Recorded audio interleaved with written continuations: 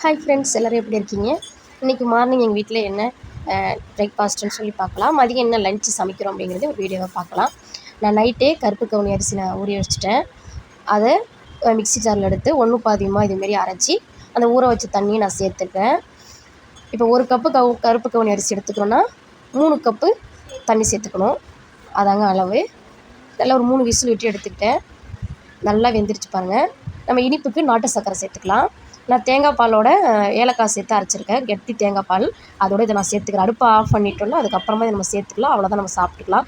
காலைல பிரேக்ஃபாஸ்ட் அவ்வளோதான். இப்போ மதியம் லஞ்சுக்கு வந்து ரசமும் பாவக்காய் தொக்கும் தான். இன்றைக்கி பாவக்காய் வறுவல் செய்யலை, பாவக்காய் தொக்காக செய்கிறேன். சாதத்தில் பிசைஞ்சு நம்ம சாப்பிட்டுக்கலாம்.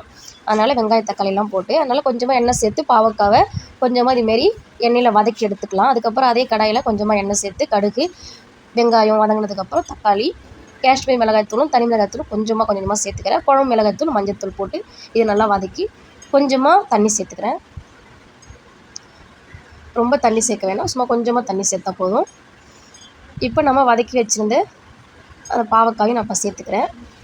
மாரி பாவக்காய் வதக்கி நம்ம சேர்த்து செய்யும்போது கசப்பு ஓவராக இருக்காது, பிள்ளைங்களும் நல்லா சாப்பிடுவாங்க.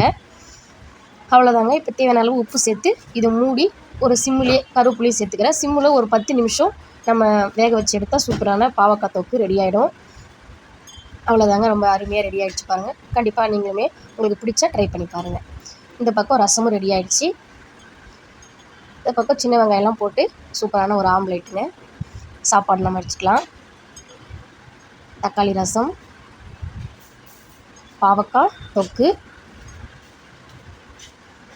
தேங்காய் பொட்டுக்கடலை துவையல், ஆம்லேட், ஆனியன் பக்கோடா கொஞ்சம் இருந்துச்சு, அதை எடுத்து வச்சுக்கிறேன். மதியம் எங்கள் வீட்டில் தான் சாப்பாடு. ரொம்ப சூப்பராக இருந்தது. வாங்க நீங்களும் சாப்பிட்லாம். இந்த வீடியோ பிடிச்சிருந்தால் லைக் பண்ணுங்கள், ஷேர் பண்ணுங்கள், நம்மளுடைய சேனலுக்கு சப்ஸ்கிரைப் பண்ணுங்கள். பாய்.